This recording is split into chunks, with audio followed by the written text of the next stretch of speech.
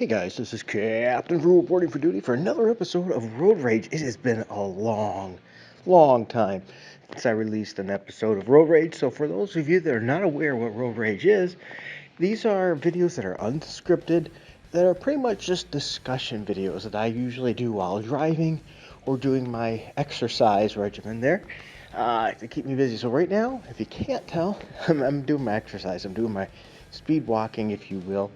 And so that's why I'm breathing a little heavy. So with that said, these videos, once again, are just discussion topics of things I want to talk about. And today, the first topic, and the main topic I want to talk about, is the Sony Plus, or Sony Now. And its need for rebranding, if you will, as well as some marketing. Because as you all probably know, Microsoft has Game Pass, and Game Pass has been widely successful, and people love it. Now, I can't say I have it because I don't. I don't need to be having Game Pass because I have enough games to play a different game, play a different game every day for the next couple of years and never double, never play the same one twice, easily. So my backlog is huge, so I don't really need that. But here's the thing, excuse me. I could see the value in it, especially if you're a person that doesn't like to maybe go out and buy the games. So that's another thing. I like to physically have things. I don't like to have things temporary, and digital only, because problems happen. And the physical is a good way. Now, I do realize physical does deteriorate and go away too. But anyway, my thoughts is that the Game Pass has been incredibly successful. People have been loving it. Now, PlayStation has PlayStation Plus, which I do use, so I have the online component. I don't have the new Xbox, so I don't have that online. The most recent Xbox I have is the 360. I love it, by the way, but I will eventually probably get that new Xbox. I skipped the previous generation because I just didn't really have any. I don't know. It didn't appeal to me, and the new one plays so much backwards.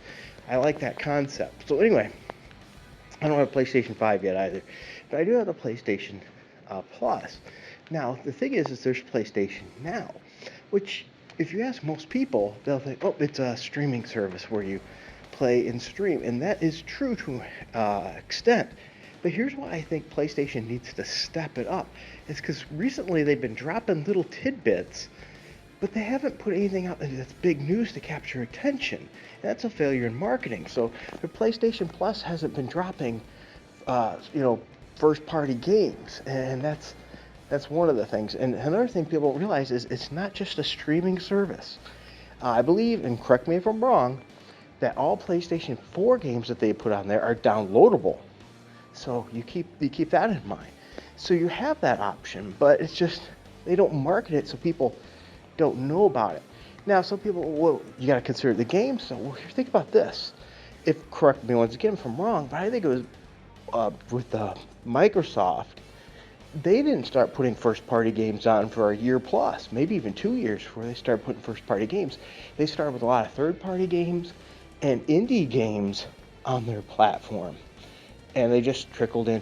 They gained more excitement. People were talking about them, enjoyed them, and they've really built their service. Whereas Sony needs to step it up. And here's something I think they should consider doing. And this is another thing. They didn't market this really or drop it with much fanfare or anything to get much attention, is the VR. They've got a new VR coming. So here's what I think they should do. They got to get people pumped up for this stuff, right? So maybe start pumping up their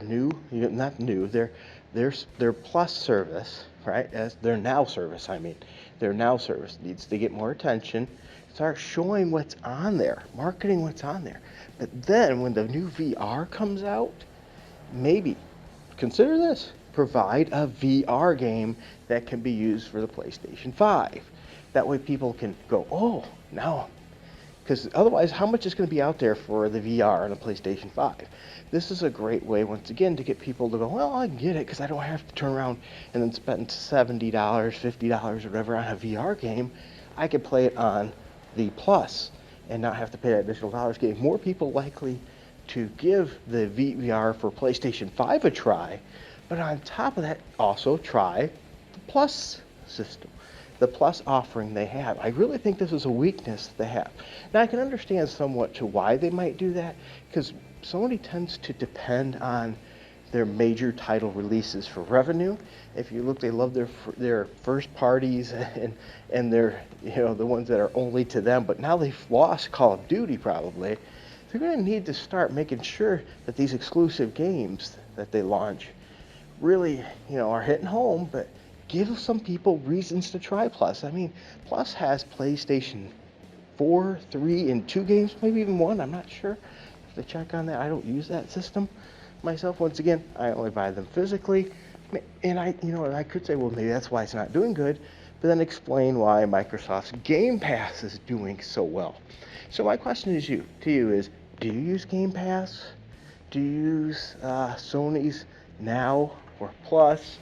Once again, I use the one that gives you access, which is Plus, that gives you online access and you can download games, which I'm not a huge fan of either, because the reason is once you stop with that subscription service, you can't play, you don't have access to any of those games anymore. I think that sucks. I think when you're putting in money to that service, you should be able to download those games and keep them forever. But no, once you stop, those games are gone. Even if you had to store them all on a hard drive, which I do, because they take so much space, you now got nothing. That's why I'm not a big fan of that. Why I still go out and get them physical. And on top of that, I don't think, maybe it's me, let me know your thoughts on this, that with PlayStation Plus, they haven't been dropping the best titles. Once in a while they get one that's like, ooh, okay, cool, I'm interested. But for the most part, the ones I seem to see them dropping are, and they've been doing this for a long time, indie ones, which are good, sometimes they're good, and I like them, but they're not high dollar titles, and nothing that's like, oh my gosh, this is a newer game, it's usually older stuff. And older stuff that I can go and get at the store for $6 to $15. So is there really value in that? That's something we have to consider. Well, anyway, that's my thoughts. I'd be interested to hear yours. Once again, it's nice to be able to do one of these road rage videos. I like them. These are like a personal connection, community thing to me. And I've really been missing them. I've been working a lot from home virtually, and I love that. But I still, that's not really a good excuse. I should still be doing these, so I might try to get into them more if I can, just to sort of get things off my mind. We could do different topics. If there's topics you want me to talk about too, just let me know. Once again, like, subscribe, hit that notification bell if you don't mind. Thank you so much for spending your time with me today. I greatly appreciate it. Until next time, keep it frugal.